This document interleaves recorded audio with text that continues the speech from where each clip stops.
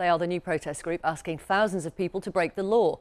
Extinction Rebellion is fighting climate change and has been making headlines over the last few months, recently by stripping almost naked in the House of Commons. They say 222 of their activists have been arrested so far.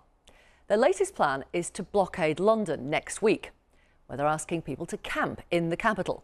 And they want more arrests to attract the attention of the government to their cause. Our reporter Catherine Nye has been given access behind the scenes. Late night in East London, and this lot are illegally fly posting. The idea is to really draw attention. These signs are being plastered all over the UK this week by a new protest group called Extinction Rebellion. So far, they've shut down bridges, poured buckets of blood at Downing Street, blockaded the BBC, and stripped naked in Parliament. We are in the middle of a 6-month extinction. Controversially, they're fighting climate change by trying to get as many people arrested as possible. Be silent! We've been filming behind the scenes with them. If you've been seeing what we did in the House of Commons on Monday, and finding out just why they're attracting so much attention. Extinction!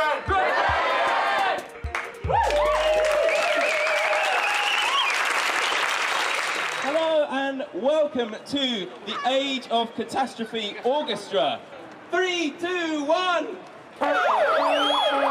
Extinction Rebellion formed last year and have quickly grown. They're decentralised, so all over the UK and the world at any time, they can be holding multiple actions and protests.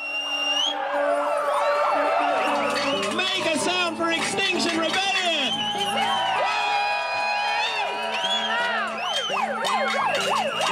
Here we're trying to show the power of non-violent direct action to really close down, if it's possible, parts of London and the economic system here.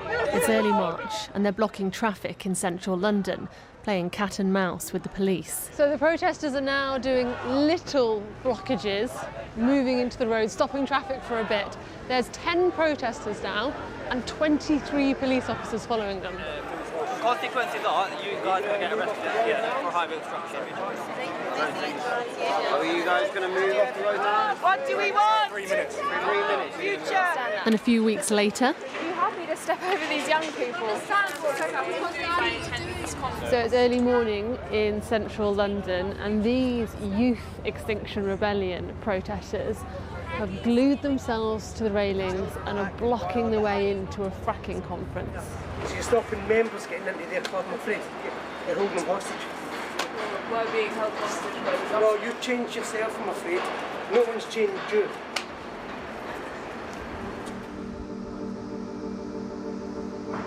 Extinction Rebellion have their headquarters in this slightly unexpected location. The top floor of a corporate building in Euston. On the other floors are a construction company and a fashion brand.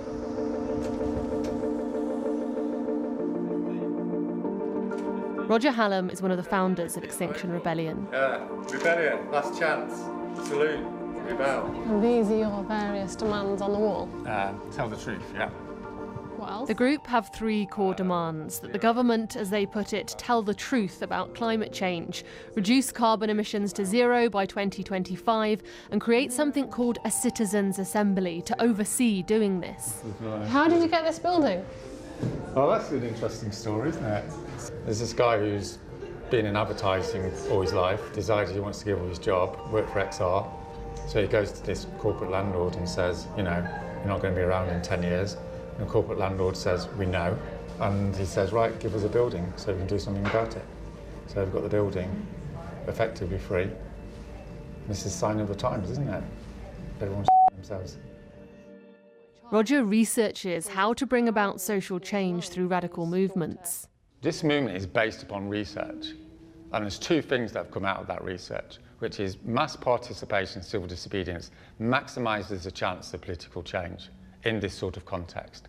It doesn't mean it's guaranteed, it just means it's massively more likely to be effective than sending emails and doing conventional campaigning. And it's significantly more effective than using violence. Why does getting arrested help your movement? Why does it not just make you look like a bunch of troublemakers?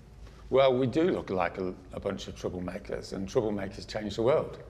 So when they start calling you troublemakers, you're starting to get some traction, right? I mean, if you're a trade union, everyone knows that. When you first go on strike, everyone's going, troublemakers, But then you have to state your case, which is, if we don't get this sorted, we're going to die. Tonight at Extinction Rebellion HQ, they're prepping for an upcoming protest. Is it going to stay in my place? Yes, it's going to stay in absolutely blooming everything. Okay, good to know. Once you're in the police station, you have a right to legal advice, to speak to your solicitor, and then you can call another person. All arrestees, blood pourers, okay?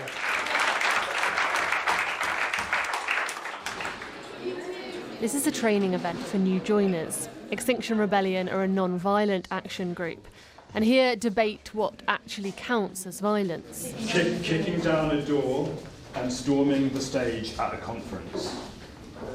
If you kick something down, you break something that wasn't broken before you were there, you're being a little violent. Yeah, whatever in a good cause, it's still violent. But yeah. Breaking down a door to go into a house that's on fire isn't against the law, and that's what we're doing.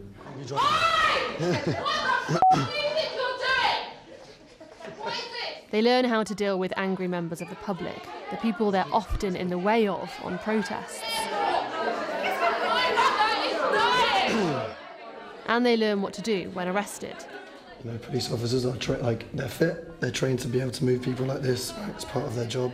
If you are limp, it's usually much more difficult to pick somebody up. Do you really think, ruining people's day, blocking their way to work is going to make them go, great, I'm going to go and join those guys that just completely ruined my day? Yeah, it is. Yeah. How? Because the only way people change is through getting upset. There's no change that's possible unless there's major emotional distress.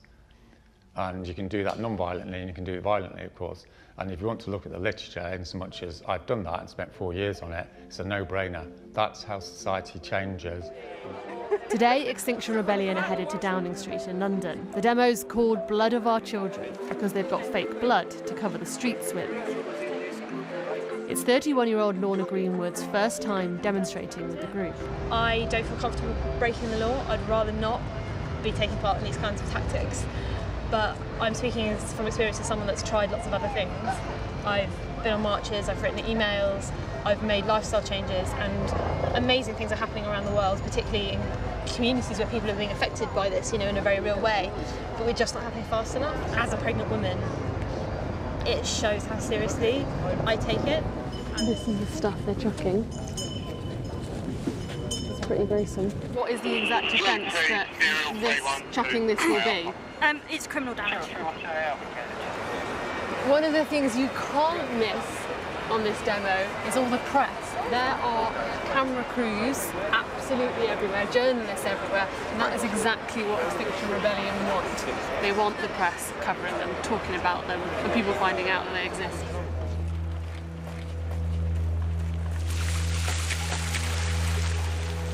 I don't want to be standing here 6 months pregnant and breaking the law. I don't want to spend my weekend in a police cell, and I don't want to be giving more work to our overstretched and undervalued police force. But I don't feel like I have any other options. So one of the rumours going around the crowd now is that there might actually not be arrests. The police might not arrest people, which would be very much not the plan. Annoying for you. Annoying. We didn't get arrested, wouldn't it? So you tell me. Yeah, I think so. Yeah, the whole point is to get arrested. Come from Manchester to get arrested. So. To that man's displeasure, there were in fact no arrests at this demo. The police don't always give Extinction Rebellion what they want. I'm Farhana Yamin, and I'm an associate fellow at Chatham House. I was also previously an international climate change lecturer. Have you been arrested yet? Not yet, but I hope to be. You want to be? I'm willing to be. I'm willing to be. Write less books and be out on the street and protest and be ready to, pay that sacrifice. It's also like I've got 4 kids, and the oldest one, every year she gets older, and I feel, what's the progress that's been made? All that time I spent as a young lawyer and a professional away from her, what does that count for? How many people do you want to get arrested? How many people do you want to go to prison? What do you think will make a difference? Well, it's very difficult to tell, but somewhere in the thousands, and you're in the game park of getting in the room with the government, I would have thought the police will go to government and say, we're not doing this anymore. And they're not there to start arresting 84-year-old grannies or 10-year-old kids. It's got to be a political solution to this. Extinction Rebellion is growing. Just a month ago, these meetings at their London HQ had a couple of dozen people in them. Now their recruits are spilling out of the door. People are listening. 11 a.m. Parliament Square, as you know, we're all meeting there. On April the 15th, the group plan to blockade London in their biggest action yet. They say they will sit in the streets until politicians listen too. Let's talk now to Labour councillor Skeena Rathore, who is a coordinator for Extinction Rebellion, and Ella Whelan, who is a writer and journalist. Good morning, both of you. Thanks for coming on the programme. Thank you. Ella, what do you make of the approach of Extinction Rebellion? Well, you know, stunty protests can be very effective. I've taken part in some myself, and I think it's very right to say that the point of a protest is to disrupt. So the kind of whingy attitude that says, oh, you know, you're making people angry or you're causing a fuss, that's what you do when you go to protest. I think the problem for me is that at this point, it's quite clear that Extinction Rebellion does not have the support of the masses. It is not a mass movement in terms of actually the politics of a lot of what they're arguing would be to the detriment of many working class people in this country. So you can just take a look across the pond at what's happening in France in relation to the Gilets jaunes protesting against fuel taxes, against the kind of green energy policies which negatively affect the poor. The ULEZ charges that are coming in, have come in now in London, are going to mean essentially that people like my husband, my father are losing their vehicles, are losing their livelihoods. So it's the politics that matter. And I think this might sound unfair, but I think to some people it seems like a kind of middle-class virtue signalling instead of actually a serious politics that wants to change the world. Middle-class virtue signalling.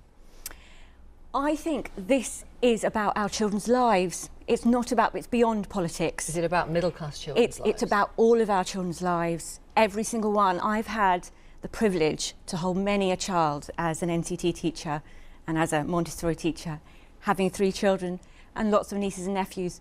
And we are in an emergency. We're in a global emergency. As Greta Thunberg says, our house is on fire. So, you know, I'm here as a mother. It's the Easter holidays. I want to be at home with my children. But the fact is that my children might not see an adulthood. Your children might not see an adulthood, Victoria. Do you accept that point? That's why we exist. You know, you say to the detriment of working class lives, there may not be a life for our children, in inverted commas. Well, it's funny because I've read some of the stuff that Extinction Rebellion's put out, and they say that our children will be living in hell. The fact is, quite a number of people's children are already living in hell, and life isn't great for people at the moment.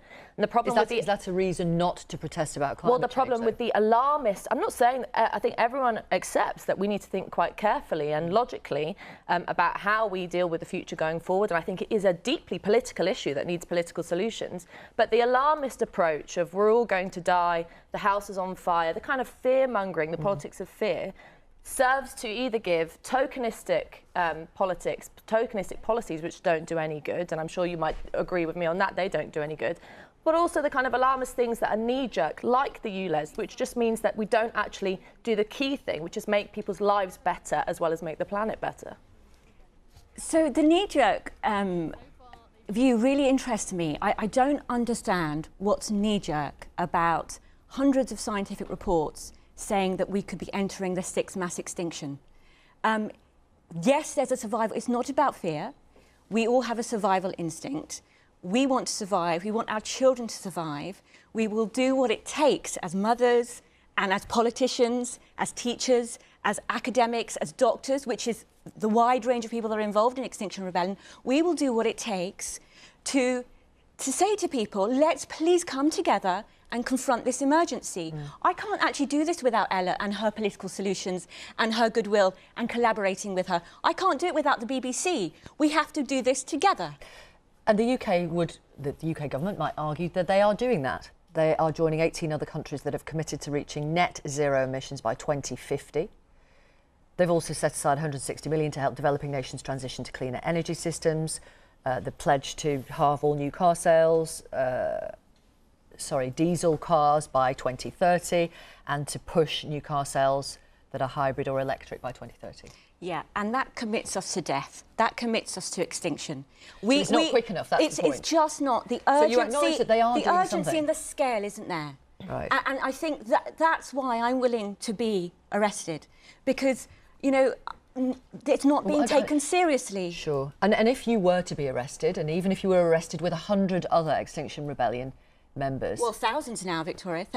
You know, we have people now that over 1,000 people that are willing to be arrested. Sure, but they haven't been yet. They haven't been, but it's to come. We're 5 months old. It's to come. Sure, you've got a few hundred members. I think 222 people arrested. We have 200 chapters across the world. Chapters. And we have, what does that mean? Groups. Right. Groups, and that's across in 26 countries. But my question and we is, have over 1,000 people. if you are arrested next week, for example, alongside even 100, maybe 200 other people, how is that going to get politicians to listen? Well, you know, again, where in terms of arrest, it's a whole dynamic with the police, like you've just heard in Roger's interview. The police don't want to arrest people who are there for the sake of the love of life and the love of the planet. No, I'm asking you, if you do get your wish, which is to be arrested, why is that going to make anyone listen? In terms of making people listen, it's about drawing people's focus to the crisis, to the emergency. And actually, we have been talking to lots of politicians, I myself, and we have a political strategy team that have been speaking to politicians. We want to create the appetite for a citizens' assembly. That's our third demand. Right. And that will create the focus, we hope, for a political solution that we all need. Would you be interested in being on that citizens' assembly? Well, that's a really interesting point, and I'm confused about that, because as I understand it, the Extinction Rebellion is anti-Brexit. We certainly have posters saying no Brexit and a dead planet. I mean, part of the thing that I think the discussion about climate change needs is a sense of a democratic approach to the planet. Well, I would, as friendly advice for those who are concerned about climate change, the way to go forward in enacting political change on a mass scale is to get on board with the biggest democratic mandate at the moment and be inspired by the push that Brexit, for me, encapsulates for a more democratic approach to politics. I think the problem that Extinction Rebellion has I don't understand your link between, Brexit and climate change protest. So the problem of climate change, as Extinction Rebellion, I would agree with them on this, is that it's fundamentally undemocratic. So the decisions that are taken about our planet are not within the hands of the people. It's either market forces or it's whatever it is. If me and you can't decide or elected politicians. Yeah, which we have the chance to and I think elected politicians are doing some things, and they could do some things better. So the kind of tokenistic policies like ULEZ, I think, should be scrapped, and better policies should be put forward. But the idea is you have to get a sense of getting people on board with you on this. And at the moment, Extinction Rebellion whiffs a bit of a kind of middle-class pastime, fetishising arrests. There is nothing exciting, dramatic or pleasant about being arrested. I know people who've been arrested. I've been on protests. It is not the way to go about engaging a mass audience. This is for show rather than for political movement. Romulus2643 tweets this: let's hope they don't hold up any traffic and delay ambulances rushing life and death emergencies to A&E. I mean, that is a possibility next week, potentially. But we are very responsive and meaning you'd move out of the way. Concerned, absolutely. Right. We always seek to keep people safe. As custodians of the planet, we continue to destroy the things that matter the most. Nat says this: I hope they're paying to clean up the mess. How many of them drive cars, drink bottled water, go abroad on planes, etc.? How do you respond to that? You know, we are all complicit in a system that is breaking us, that is is destroying us. And so we all have personal responsibility in this, but the whole point... Are you hypocrites? Are we hypocrites? Are you a hypocrite, Victoria? What defines a hypocrite? We are doing our best as human beings. AK says it's crazy we're devoting more oxygen and energy to Brexit than important issues like climate change. And the plan for next week is what specifically? So on April the 15th, we have at least a week's worth of rebellion in central London, and it's going to be such a celebration, actually, of life. And we will have stages across 4 different locations. The meeting point is the statue of Eros in Piccadilly Circus. There'll be events of all What kinds are you of disrupt, families. then? I mean, it sounds like a festival. It is going to be a festival atmosphere. Are you disrupting anything or not? There will be disruption too. Yes, right. there By will be. By what? Sitting in roads and stuff. We hope that we cause enough disruption to make London stop and stare, for sure. Okay. Thank you both. Thank you very much for coming on the programme. Thank you. Thank you. Skeena Rathore, Councillor Skeena Rathore from Extinction Rebellion, and Ella Whelan, who is a writer and journalist. Thank you so much. Thank you.